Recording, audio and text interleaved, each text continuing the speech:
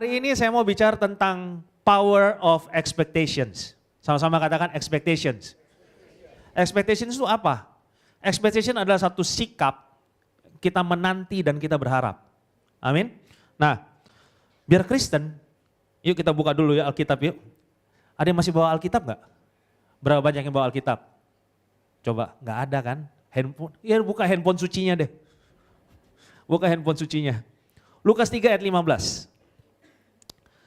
Tetapi karena orang banyak sedang menanti dan berharap, ya, menanti dan berharap, dan semuanya bertanya dalam hatinya tentang Yohanes, kalau ia adalah Mesias. Oke, nah posisi cerita ini, Lukas 3 ini agak unik, ya kan? Nah, karena ini ditulis gini, setelah 400 tahun, Tuhan silent treatment sama umatnya. Didiemin, dikacangin. Enak gak dikacangin? Kadang-kadang saya kalau, ini Gen Z ya, kalau saya WA ya, oh Tuhan Yesus. Saya WA dia pikir saya koran kali. Cuman dibaca gak dibales. Kalau saya tanya gini, lu sudah balas belum itu? Dia gini, ya, saya pikir saya sudah balas kok. Ternyata saya balas dalam hati. Ya ampun, emang saya cenayang tahu hatimu kayak apa. Dia nggak balas, dia nggak send. Jadi cuma baca, terus dia jawab dalam hatinya dia. Oke ini. Terus kita tanya lagi dong. Bos, seminggu lagi Tuhan datang nih. Lu belum balas gue punya WA. Dia bilang, oh belum ya? Oh my goodness, Gen Z. Iya kan? Terus matiin itu centang birunya. Siapa sini matiin centang biru? Ayo, aku. Ya kan? Matiin centang birunya biar gak ketahuan soal dibaca apa enggak. Balasnya kalau inget. Ya kan? Nah, relate gak? Nah, perjanjian lama ditutup dengan Maleaki. Oke? Setelah itu Tuhan silent treatment. Diem. Saudara baca. Gak ada nabi. Gak ada nubuatan. Gak ada mujizat, gak ada penampakan malaikat, gak ada nothing. Completely silence, benar-benar diem 400 tahun. Lalu tiba-tiba ada orang kayak gelandangan, lari-lari di padang gurun, bilang Mesias datang. Ya, saudara kalau terjadi hari ini, viral tuh di TikTok. Betul gak? Udah saling share tuh, wih. Ada orang gila bikin KKR. Dia bilang Mesias datang, 400 tahun loh. 400 tahun udah didiemin, Mesias datang. Ya, yang bikin unik pesan yang dibawa kan. Ada orang gini, begitu ada pesan kayak gitu, orang-orang gini. Mulai menanti dan dia mulai berharap. Oke? Nah, kita perlu ngerti gini. Waktu Tuhan mau mengerjakan sesuatu, dia mencari orang yang menanti dan berharap. Amin. Orang yang menanti dan berharap. Orang-orang yang punya ekspektasi. Nah saya percaya ini waktunya adalah kita ibadah dengan ekspektasi. Amin. Karena saudara kalau tahu di Lagos kemarin saya terima kabar di Lagos itu ada satu gereja dia baru bangun. Untuk kebaktian youth-nya kapasitasnya 70.000. Saudara tahu Lagos di mana? Dekat Muara Karang, dekat-dekat sini. Lagos itu di Afrika, saudara. Di Afrika sana. Jadi dia tuh untuk youth 70.000. My goodness. Siapa di sini yang bisa bikin youth 70.000? Hari ini gini, Tuhan lagi siap-siap mengerjakan sesuatu. Oke? Saudara dengar semua berita lah, ada yang soal Pantekosta ketiga. Buat saya gini, gak peduli istilahnya apa.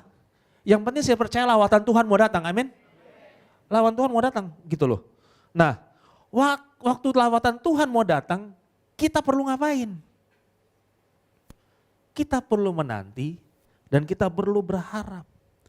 Kita perlu expect Tuhan melakukan sesuatu yang impossible lagi.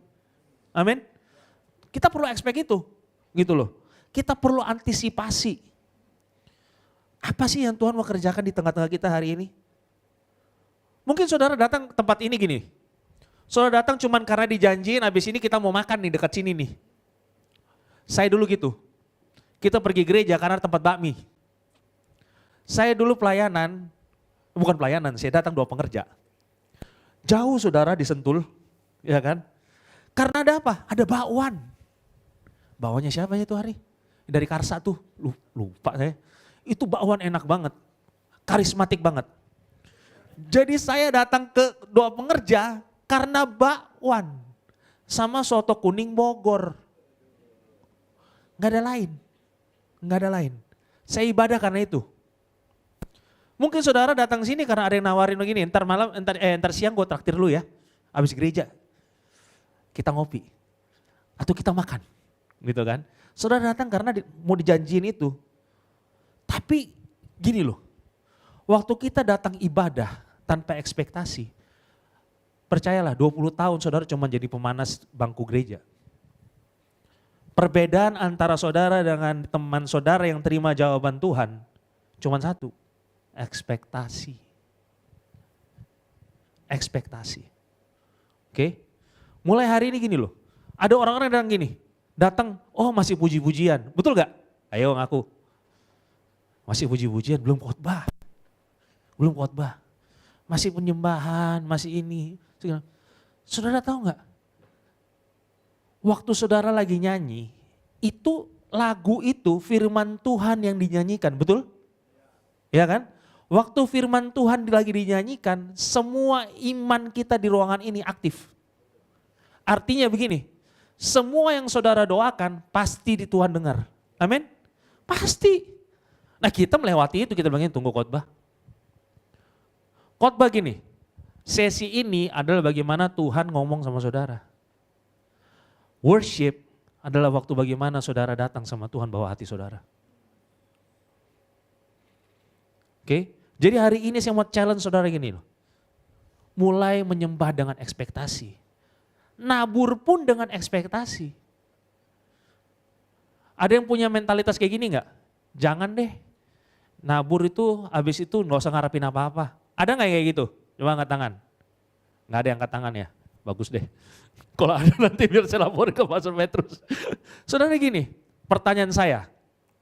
Apakah ada seorang petani yang keluar nabur benih dan dia tidak mengharapkan benihnya tumbuh? Ada nggak? Nggak ada. Petani begini tuh. Petani kurang kerjaan itu. Kita nabur, Tuhan bilang kembali berlipat kali ganda. Kita agamawi, karena kita bilang begini, gue nabur udah gue gak usah ngarepin apa-apa deh. Tapi kalau beneran gak terjadi apa-apa, saudara mulai capek kan? Nabur terus, gereja minta duit terus, ini duit terus, semua. Lah, saudara datang sama Tuhan, saudara gak ngarep apa-apa. Gak punya ekspektasi diberkati. Iya kan? Mulai gini loh, challenge, saya mau challenge saudara gini. Mulai hari ini, mulai harapkan dan nantikan terobosan doa-doa saudara. Amin? Mulai gitu loh. Karena keadaan kita bisa berubah waktu kita bangun satu ekspektasi. Kolose 2 ayat 13 sampai 14 kita baca. Kamu juga meskipun dahulu mati oleh pelanggaranmu dan oleh karena tidak disunat secara lahiriah, telah dihidupkan Allah bersama-sama dengan Dia sesudah Ia mengampuni segala pelanggaran kita dengan menghapuskan surat hutang yang oleh ketentuan-ketentuan hukum mendakwa dan mengancam kita, dan itu ditiadakannya dengan memakukannya pada kayu salib. Artinya begini, there's nothing between you and your prayer. There's nothing between you and your miracles. Gak ada lagi yang menghalangi antara doa saudara dengan jawaban doa saudara. Karena semuanya udah dipaku di kayu salib. Gak ada lagi. Kalau kita sadar itu, mestinya kita yakin dong. Kita berdoa, kita minta sesuatu karena kita yakin dapat. Betul gak? Kita bukan berdoa dan kita gini, kalau dapat, kalau enggak. Ada yang berdoa kayak gitu? Ada yang berdoa kayak gitu? Saya dulu berdoa kayak gitu. Ya kalau Tuhan mau kasih, Tuhan kasih. Kalau enggak ya enggak. Rohani ya kelihatannya ya, enggak. Itu enggak kenal Tuhan. Nah, waktu saudara datang ibadah, coba percaya bahwa Tuhan akan lakukan sesuatu hari ini. Saya nggak tahu, keadaan saudara datang, mungkin saudara datang pusing, bisnis nggak jalan, kuliah susah. Karena di tempat saya juga gitu. Tiap kali saya jadi gembala gitu ya, kita cuma dengar begini, aduh Kak, susah nih. Ya kan, bisnis susah nih. Kalau susah dia datang. Kalau senang ya gak datang. Iya kan?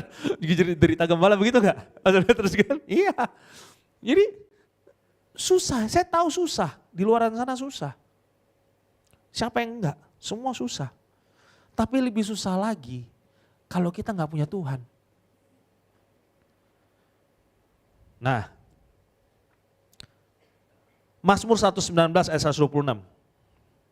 Dikatakan begini, waktu untuk bertindak telah tiba bagi Tuhan, mereka telah merombak Taurat-Mu.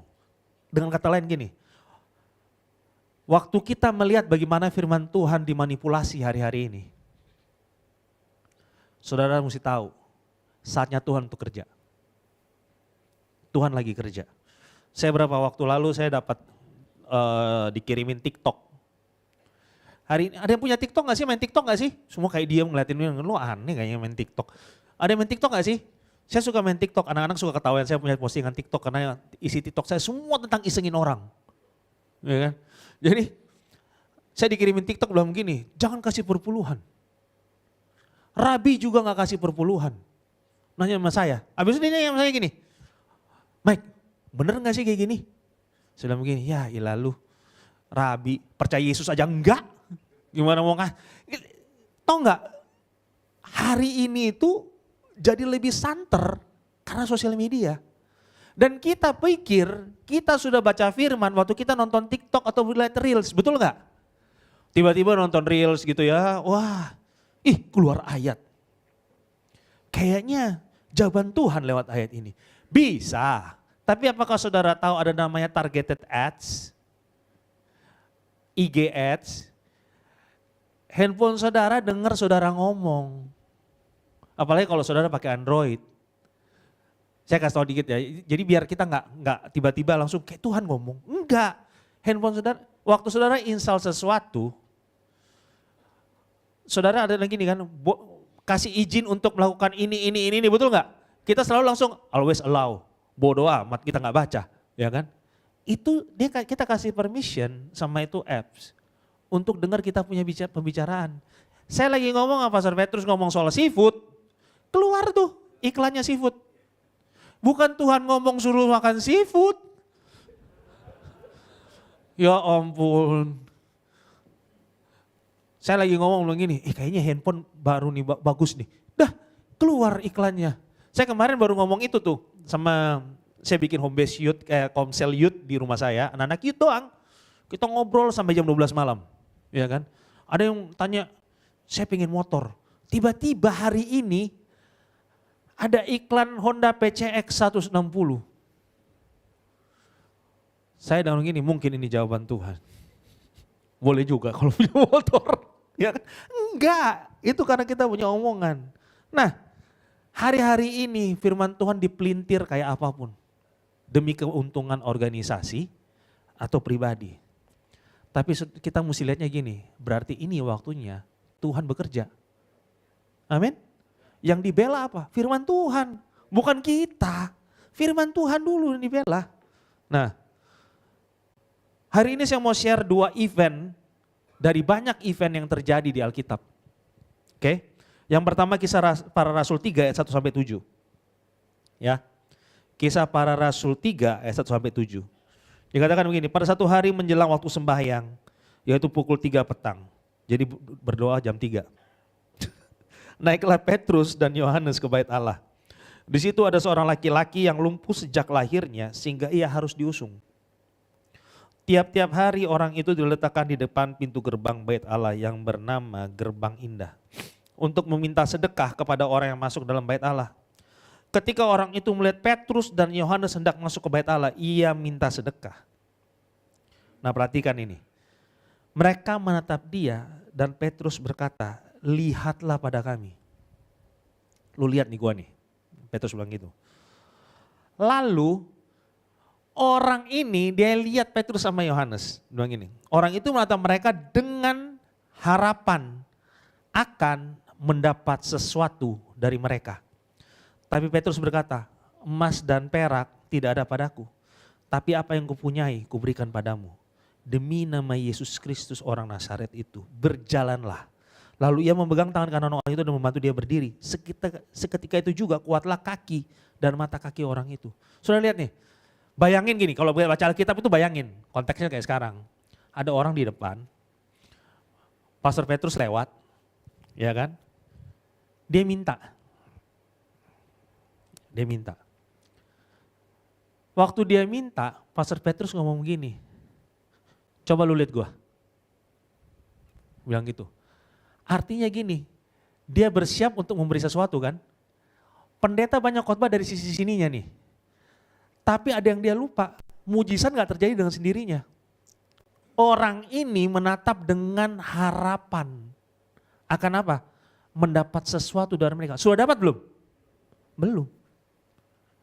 Dia berharap pasti dapat. Kita berdoa bukan dari posisi dikasih apa enggak. Kita berdoa mesti dari posisi gini, pasti saya dapat. Amin. Pasti saya dapat. Saya butuh kesembuhan, pasti saya sembuh. Amin. Saya butuh pekerjaan, pasti saya dapat pekerjaan. Kita jangan begini, datang ke situ terus ya kalau Tuhan kasih. Iya kan? Posisi hati orang ini, dia siap menerima. Ini kenapa saya bilang ekspektasi penting. Nah kenapa begitu? Iblis gak tersiksa sama masa lalu kita. Saudara mesti tahu itu.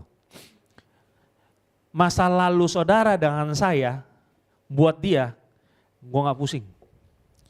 Yang dia pusing masa depan saudara dan saya. Karena itu mengingatkan masa depan dia. Ngerti? Karena masa depan dia udah fix. Masa depan kita udah fix. Tuhan bilang begini, masa depan yang penuh harapan kok. Nah, dia itu ekspektasi nggak bicara masa lalu saudara. Ekspektasi selalu bicara masa depan. Selalu bicara masa depan. Orang-orang kadang ada yang ngomong gini sama saya masih punya iman, tapi saya sudah gak berharap. Betul apa enggak? Sama sekali salah. Harapan adalah hasil dari iman saudara. Iman itu dasar kan, Ibrani 11 bilang gitu kan, dasar. Menghasilkan satu pengharapan. Saudara kalau gak ada pengharapan dipastikan saudara gak punya iman. Makanya ini penting. Penantian dan pengharapan gak pernah merujuk masa lalu, selalu masa depan. 1 Yohanes 3 ayat 2 bilang begini, saudara-saudaraku yang kekasih sekarang kita adalah, sekarang kita adalah anak-anak Allah. Tapi belum nyata apa keadaan kita kelak. Iya dong, dia bilang gitu kan. Akan tetapi kita tahu bahwa apabila Kristus menyatakan dirinya, kita akan menjadi sama seperti dia. Sebab kita akan melihat dia dalam keadaannya yang sebenarnya. Saudara kalau hari ini tujuan saudara jadi orang Kristen cuma masuk surga, saudara salah tujuan. Kita gak dipanggil masuk surga. Kita dipanggil untuk menjadi serupa dan segambar sama Kristus. Waktu saudara serupa dan segambar dengan Kristus, surga itu ngikut. Lihat aja, ini original intentionnya Tuhan ini. Maksud Tuhan dari semula ini. Nah, dalam bahasa Inggris kata we know, dia bilang gini, akan tetapi kita tahu, itu bahasa Greeknya adalah eido. Artinya gini, berarti dengan yakin sudah melihat. Dengan yakin sudah melihat. Kan kata-kata sebelumnya gini, has not yet appeared, atau belum muncul. Orang yang tidak punya ekspektasi, kemungkinan cuma dua. Orang yang tidak punya ekspektasi kemungkinan cuma dua hal. Artinya gini, yang pertama kemungkinan besar yang didoakan gak cukup penting buat dia. Ya kan? Yang didoakan gak cukup penting buat hidupnya. Bisa dapat, bisa enggak, tidak masalah, gak mengganggu hidup gua. Ya kan? Yang kedua, dia gak percaya bahwa Tuhan masih menjawab doa. Makanya gak punya ekspektasi. Kita mesti percaya begini, the best is yet to come. Yang terbaik ada di depan sana, bukan hari ini. Bahwa Tuhan sudah menyiapkan yang terbaik untuk kita.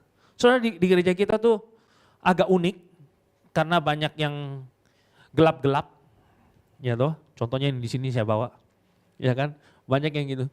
Mereka kalau worship, saudara tahu nggak? Sweet, kadang itu hari saya pernah ada bule datang gitu ya. Dia datang situ, dia nanya sama saya bilang begini, itu orang-orang sweet kurang sopan kayaknya, kurang kusuk gitu. Saya bilang dalam hati saya, kalau kamu gak suka gak usah datang juga gak apa-apa sih gitu kan. Kayak gini, masalahnya gini loh, kita sangat terganggu dengan hal-hal yang lahiriah, metode. Betul gak? Saudara tahu gak, ekspresi itu di daging. Bukan cuma di roh, di daging. Kita bertepuk tangan itu ekspresi, betul kan? Kita angkat tangan itu ekspresi, betul kan? Itu di daging, nggak di roh. Nggak ada orang yang lihat roh kita begini, oh dalam roh diangkat tangan, nggak ada. Nggak ada, itu di daging. Waktu dia sweet, saya begini, pernah nanya sama satu orang ini, kenapa sih kamu sampai sweet? Tahu nggak kak? Angkatan di atas saya hilang semua gara-gara narkoba. Saya selamat. Kalau dia punya pengalaman sama Tuhan kayak gitu, siapa saya yang bisa bilang yang mana pantas, yang mana enggak? Kita mau atur orang kayak sekolah minggu, gitu loh. Saya dulu ingat banget dulu Om Kris datang ke kita, Om Kris bilang begini sama saya, bilang gini, jangan bikin orang kayak sekolah minggu. Suruh tepuk tangan di atas kepala, suruh apalah segala macam, enggak usah. Biasakan ekspresi mereka. Karena itu menunjukkan mereka, nanti saudara lihat gratitude itu rasa terima kasih itu kayak gimana. Oke? Nah, lalu yang kedua tadi yang Bartimeus. Ya kan? Tadi itu orang yang di pintu bait Allah. Lalu yang kedua, Markus 2, 46 sampai 52. Saudara tahu familiar sama cerita orang buta yang Bartimeus? Ya. Ini ceritanya gini, tibalah Yesus dan murid-muridnya di Yeriko. Dan ketika Yesus keluar dari Yeriko bersama dengan murid-muridnya dan orang banyak yang berbondong-bondong, ada seorang pengemis yang buta bernama Bartimeus, anak Timeus, duduk di pinggir jalan. Ketika didengarnya bahwa Yesus orang Nazaret, mulailah ia berseru, Yesus anak Daud kasihanilah aku. Banyak orang yang menegurnya supaya ia diam. Namun semakin besar, semakin keras ia berseru, anak Daud kasihanilah aku. Lalu Yesus berhenti dan berkata, panggillah dia. Mereka memanggil orang buta itu dan berkata kepadanya, kuatkan hatimu, berdirilah, ia memanggil engkau. Lalu ia menanggalkan jubahnya. Ia segera berdiri dan pergi mendapatkan Yesus. Tanya Yesus kepadanya, apa yang kau kehendaki supaya aku berbuat bagimu? Jelas gak sih kalau tanya begini? Orang buta ditanyain, saya mau ngapain? Gak mungkin dia bilang ini, gue minta duit 1 miliar dong. Lihat aja. Pasti itu kan, tapi Tuhan mau itu keluar dari mulutnya dia. Terus orang jawab orang buta itu, Rabuni, supaya aku dapat melihat. Lalu kata Yesus kepadanya, pergilah, imanmu telah menyelamatkan engkau. Pada saat itu juga melihatlah ia, lalu ia mengikuti Yesus dalam perjalanannya. Oke, saudara lihat ini cerita Bartimeus ini ya. Dia pengemis di antara banyak orang. Jadi kalau Yesus lewat dulu itu kayak Jokowi lewat lah kira-kira ya. Wih banyak di pinggir jalan. Pak Jokowi gini-gini kan ngikutin gitu. Teriakan seorang buta nggak berarti banyak. Betul nggak? Ada yang suka K-pop di sini? Ada yang suka K-pop? Anak saya suka sekali K-pop. Saya bawa ke Korea itu hari. Saya bingung ini orang ngomong apa. Terus dia happy-happy aja gitu loh. Dia orang lewat sampai bilang gini, siapa yang datang sih? Si ini. Tahu dari mana? Kayak mukanya sama semua tuh orang Korea gitu kan. Jadi tapi orang-orang itu, wih, teriak-teriak di situ. Anak saya teriak nggak ada yang gubris. Hari itu kondisinya Bartimeus teriak, kemungkinan besar nggak ada yang Yesus nggak dengar. Apa yang buat Yesus berhenti dan bawa Bartimeus ke saya? Apa? Karena teriakannya beda. Dia nggak kayak orang lain yang teriak asal teriak. Ada iman yang terkandung di teriakannya dia. Ada iman. Nah, terus yang kedua gini, saudara lihat, dia ini ditulis loh. Alkitab itu very detail, sangat detail, ya kan? Dia bilang begini, lalu ayat 50 bilang gini, lalu ia menenggalkan jubahnya dan ia berdiri. Saudara tahu zaman dulu pengemis itu legal kalau dia punya jubah. Dikasih jubah, lo pengemis official, resmi pengemis. Kayak hari ini tukang parkir ada rompinya, ya kan? Artinya resmi, ya kan? Dia pengemis resmi, kira-kira begitulah, resmi lah gitu. Waktu dia dipanggil Yesus, dia buang dong dia punya jubah. Tandanya apa? Dia yakin abis ketemu Yesus dia gak balik pakai itu jubah. Hari ini kita doa gak kayak gitu, ini pengemis, gak sekolah Alkitab. Oh my God, saya ngeliat gini, bilang gini, gila ya kita berdoa sudah salah berdoa nih. Dia gini, dia gak ngizinkan situasinya dia mendikte cara berpikirnya dia. Kalau saya di posisi Bartimeus, ya Allah gua udah buta, gerak aja susah, mau teriak sampai serak. Kalau Yesus dengar, kalau enggak. Nah, saudara bayangin, Yesus bilang gini, panggil dia gini, dia buang jubahnya, dia bahkan nggak tahu cara ke arah mana dia mesti jalan. Lucu banget pasti kalau lagi di sana sini, begitu cari Yesus. Orang lain ketawain dia, ini dibilang gini, orang suruh diem.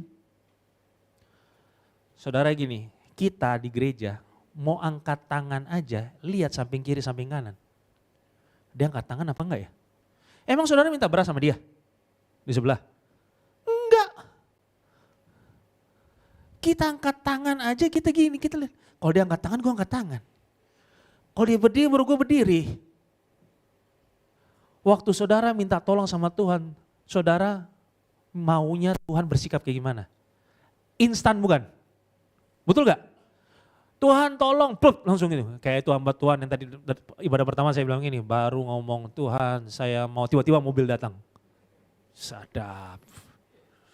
Iya kan? Emang tukang sulap apa cenayang gimana? Kita beda banget sama di Alkitab, ini beda banget udah beda banget nih di Alkitab nih. Gini, ini pengemis sampai dibilang begini, si buta. Dia buta, benar. Karena dia gini, dia gak melihat keadaannya sebagai kelemahannya dia. Dia melihat keadaannya dia sebagai situasi kesempatan untuk bisa ngalamin Tuhan. Berapa banyak dari kita yang punya keadaan yang tidak baik hari ini dan kita bilang begini, keadaan kita menghalangi kita ketemu Tuhan. Coba. Itu kita yang mesti bongkar kita punya pemikiran. Seringkali gini, waktu kita butuh Tuhan dan kita teriak sama Tuhan, orang sebelah saudara terganggu, memang. Apalagi kalau kita fales saudara, suara kayak gonggo, ya kan? Nyanyi aja do di mana, re di mana. Tuhan gak marah, yang marah saya. Enggak lah. Jadi di tempat kita itu ada 2 orang. Saudara tahu dong kalau orang Ambon jago nyanyi kan? Wis jago nyanyi. Ya enggak? Ya kan? Orang Ambon jago nyanyi. Tapi ini 2 orang Ambon, by God's miracle, tidak bisa membedakan do dengan si. Oh Tuhan, Itu anak-anak lucu banget. Terus saya bilang begini sama mereka, ini kalian ini anomali. Kita percaya Tuhan ada gara-gara Anda. Jadi kalau mereka berdua nyanyi di belakang, kita sampai balik bilang gini, stop aja sih. Kita saya bilang begitu. Lu mengganggu Tuhan bisa hilang nih di sini. Saya bilang gitu. Gila, saya bilang. Sampai anak-anak ketawa bilang gini, stop. Itu hari dia melamar begini. Dia bilang gini, boleh nggak kita audisi, kita yang kru, tim worship gitu. Sound check. Terus dia nyanyi, yang main keyboard bisa teriak gini, pakai wasamon begini. Weh, Ale betul tuh menyanyi kayak begitu. Saking parahnya. Kita kalau digituin sama temen, stop sih langsung menyanyi. Bener gak? Untungnya ini orang belajar dari Bartimeus, jadi dia gak stop menyanyi. Dia nyanyi terus, cuma di belakang. Jangan kasih mikrofon. Nah, itu loh. Jadi waktu si Bartimeus dengar itu, dia nggak offended, dia nggak tersinggung. Bodoh amat, yang butuh miracle saya, bukan kamu. Dia nggak melihat dia punya keadaan, mendikte dia punya penyembahan. Nah, saudara mesti tahu gini, surga berespon cepat terhadap seorang percaya.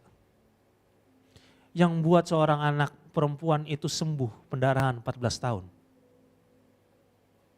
Apa? Banyak orang yang pegang jubahnya Yesus. Begitu ini anak pegang, kuasa keluar. Ekspektasi dia. Iman dia yang bikin dia berbeda. Kalau kita datang saudara hari ini, cuman panasin bangku gereja nih. Saudara tahu nggak? Ini ada orang mungkin dilihat gini, wah gereja penuh, udah deh, gue nggak masuk. Ada orang yang punya ekspektasi, yang butuh duduk sini dengar firman Tuhan. Saudara kalau datang ibadah tanpa ekspektasi, saudara buang waktu. Buang waktu. Mending saya tidur. Nonton Netflix, nonton Korean drama, nangis-nangis, ditipu-tipu sutradara Korea kan? Daripada datang ke sini, kelaparan, pendetanya khotbah lama. Halangan gak bisa menahan seorang percaya. Halangan gak bisa menahan orang percaya. Tuhan gak pernah berespon sama mental pengemis. Saudara mesti tahu. Mental pengemis itu kayak gimana? Mengasihani diri sendiri. Mengasihani diri sendiri. Dia berespon sama iman. Tindakan perempuan itu, Bartimeus dan orang pengemis di pintu gerbang itu menunjukkan bahwa begini. Hey, saya expect something from God. Saya mengharapkan sesuatu dari Tuhan. Dia percaya, gue gak akan lagi balik ke tempat saya semula. Gak akan. Dia buang jubahnya, waktu dia buang jubahnya dia sudah sembuh belum? Belum. Belum sembuh. Poinnya gini, waktu kita expecting dan berharap dengan iman lalu berdoa, kita mesti punya mentalitas, kita sudah terima apa yang Tuhan siapkan buat kita. Bagian kita jelas, kesembuhan. Tuhan gak pernah suruh kita sakit, Tuhan gak mau kita melarat. Saudara tahu nggak? Iblis juga gini. Orang Kristen lebih cenderung lupain Tuhan waktu dia kaya. Betul nggak saya ngomong? Waktu susah semua cari Tuhan. Tapi ada orang yang sudah susah nggak tahu dia mesti cari Tuhan. Susah dah. Ayat terakhir. Yohanes 16 ayat 24. Sampai sekarang kamu belum meminta sesuatu pun dalam namaku. Mintalah, maka kamu akan menerima. Supaya penuhlah sukacitamu. Waktu terbaik saudara mau menaikkan permintaan saudara adalah waktu kita dalam hadirat Tuhan. Waktu kita dalam hadirat Tuhan. Waktu momen itu iman kita semua bersetuju dengan Tuhan. Saudara tahu nggak? There is power in the place of agreement.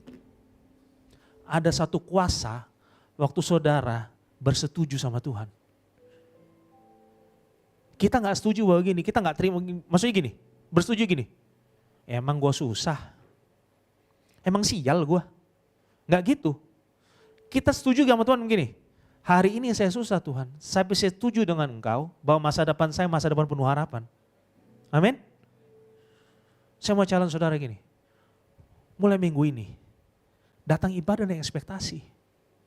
Saya percaya saudara akan terima apa yang saudara doakan. Amin.